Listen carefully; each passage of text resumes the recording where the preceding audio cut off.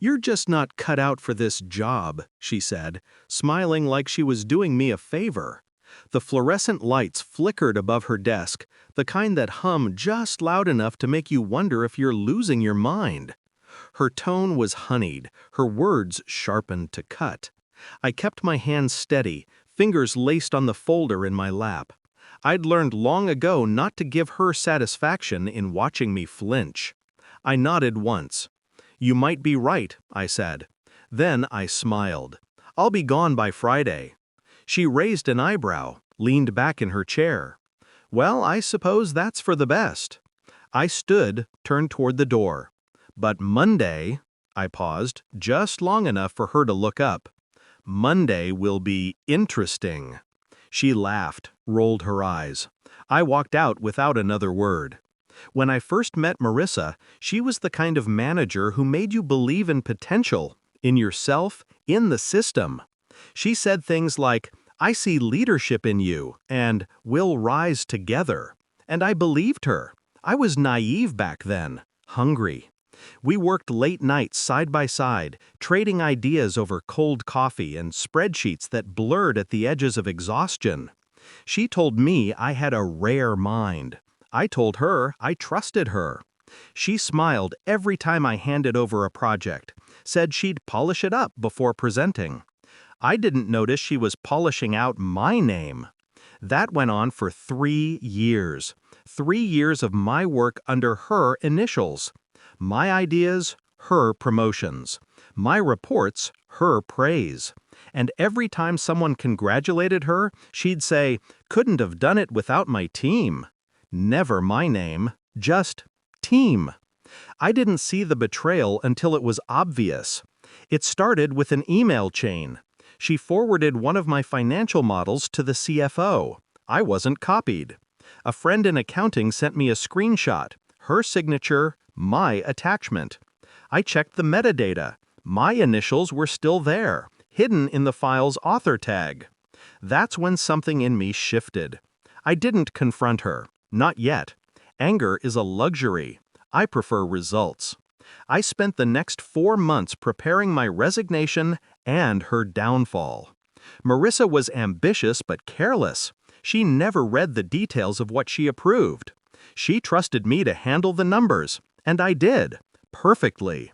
But I also started adding small inconsistencies to her reports. Nothing criminal, nothing traceable, just enough to draw attention when they stacked up. Meanwhile, I built my own case, saved every email, timestamp, and draft she'd stolen. I documented discrepancies, audit trails, and forwarded them, quietly, to my personal archive. Then I reached out to 3 of our biggest clients, people who actually valued honesty. I didn't badmouth her. I simply let the facts speak. I sent them a portfolio of my recent work, the same work she'd claimed as hers. They recognized the documents instantly. They also recognized the problem. By the time I handed in my resignation on Thursday, the dominoes were lined up. She smirked when she saw it. "Going somewhere better?" I smiled. "No, just somewhere cleaner." Monday morning, 8:17 a.m. I sat in my car across the street, coffee in hand, watching through the tinted glass. She arrived late, juggling her phone, a latte, and that overconfident walk that used to intimidate me. Her phone buzzed once, then again, then non-stop. I imagined her scrolling through the notifications, emails from clients, from upper management, from HR. Confusion first, then the creeping panic when she realized what they all had in common. Her name attached to reports now under review. I'd set the timing perfectly.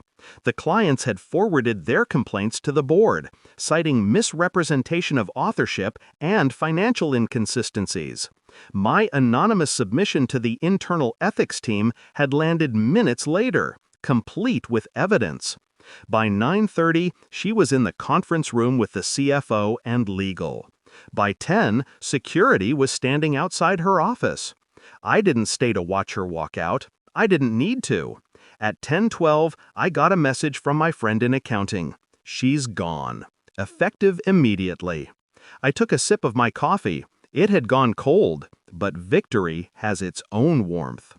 They tried to offer me her position 2 weeks later. I declined.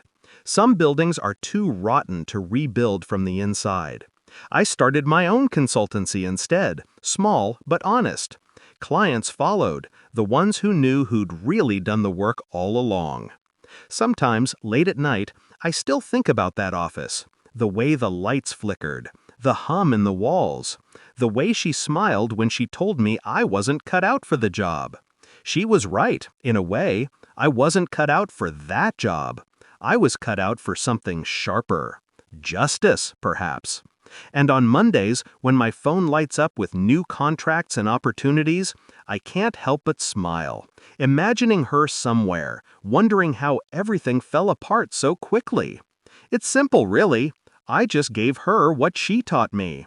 Take credit for the work you didn't do. And, eventually,